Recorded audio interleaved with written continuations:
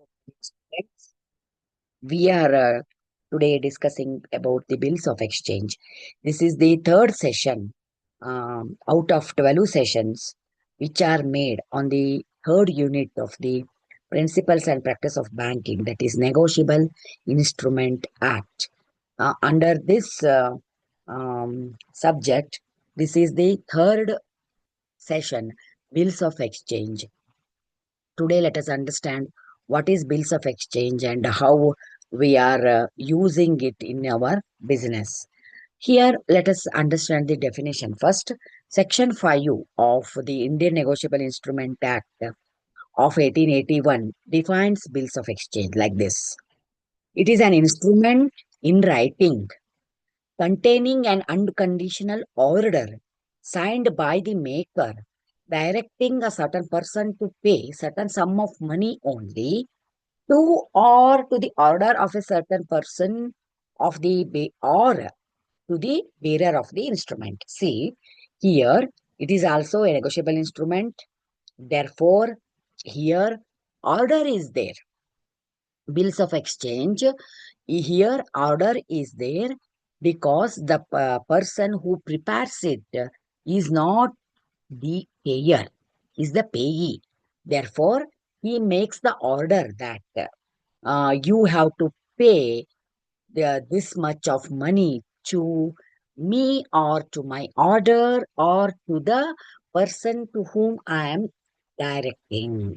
Like this, it's an order signed by the maker. He makes the signature, and afterwards it has to be accepted. By that time, the payee has to sign it. Here, direction is given, directing a certain person to pay certain sum of money uh, only to or to the order of a certain person. That means the person who prepares it, he makes the order and he signs, it is in writing and he makes the signature. See, essentials of a bills of exchange, that means how it will be.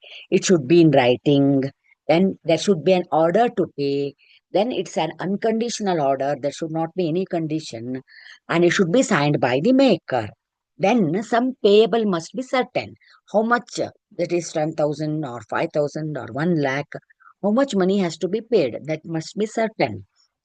Order to pay money, that means only money has to be paid, nothing else.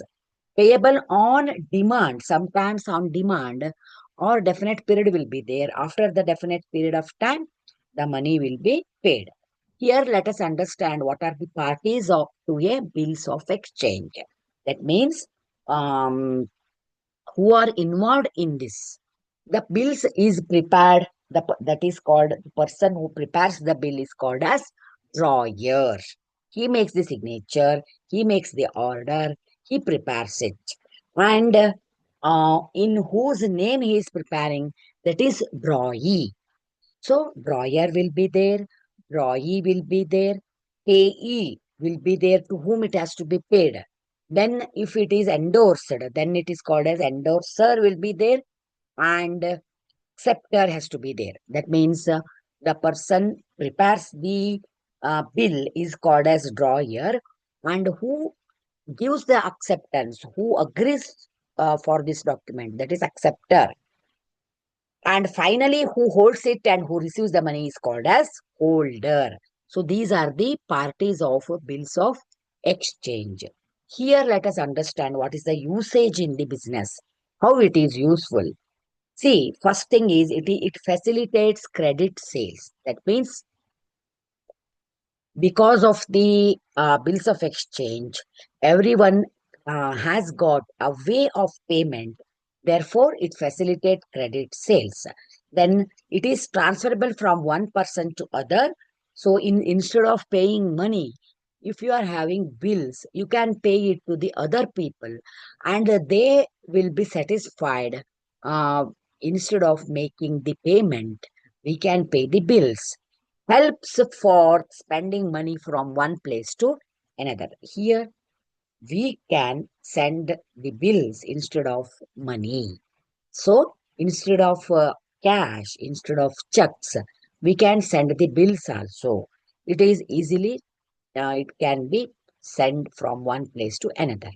So it provides a conclusive proof of indebtedness. So if you look into the bills, you can understand who has to pay to whom, how much money he has to pay, after how many days he has to pay. It's a conclusive proof of indebtedness or loan. Helps creditor to know when he can get the money. So the name of the person will be mentioned in the bill and the amount will be mentioned in the bill. Therefore, just by seeing it, you can understand the person how much money he is going to get and when he is going to get, after how many days, after how many months, and on which exact date the person is going to get the money. It is discountable. That means you can present it to the financial institution on any banker. That is called as discounting of bills of exchange. It is a provision of the bank. So after deducting the amount, bank pays the person. So he can get the money also. And what are the kinds of bills of exchange? How many types of bills of exchange are there? Demand bills, time bills. Demand bill means here the money will be paid whenever it is demanded. So date is not mentioned here, time is not mentioned. It is paid on demand.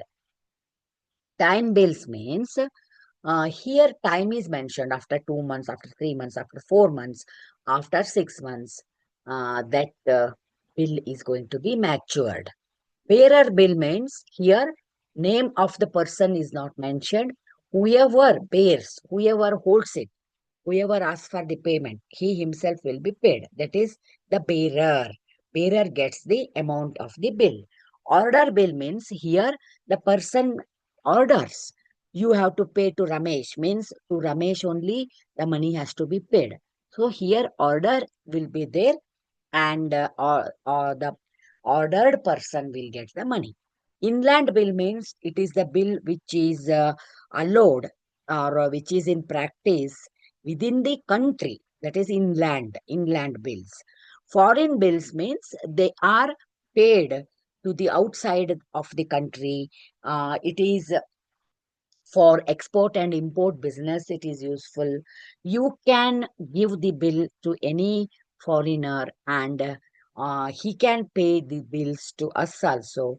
So like this, they are utilized for the trade which is made within different countries, import and export business. For that, foreign bills are used. So documentary bills means along with the document, these bills are going to be presented along with the other invoices, receipts, this, that, so many documents will be attached to it. Clean bill means no documents are attached and the bill has nothing documents. That is called as clean bills. Then fictitious, that is the bill which is not in reality. That is the bill which is made for some kind of adjustments. So this is imaginary and this is not the real bill. Escrow is the bill wherein the transferability is mentioned and you are making use of this kind of bills for taking loans also. Ambiguous instruments are not clear. There is some kind of doubtedness will be there. So it is called as ambiguous instruments. So inchoate instruments are also the instruments along with certain kind of documents. Here we have understood the kinds of the bills also. Therefore, we have understood the bills of exchange, how it will be working, what are the parties, what are the advantages of bills of exchange, and what are the types of bills of exchange also. This is, as I have already mentioned, this is the third session, and 9 more sessions are made for negotiable instrument, this unit. So, here I'm ending this session and for the notes you can refer the materials and also the questions are also updated, so you can refer that also. So I wish all the good luck.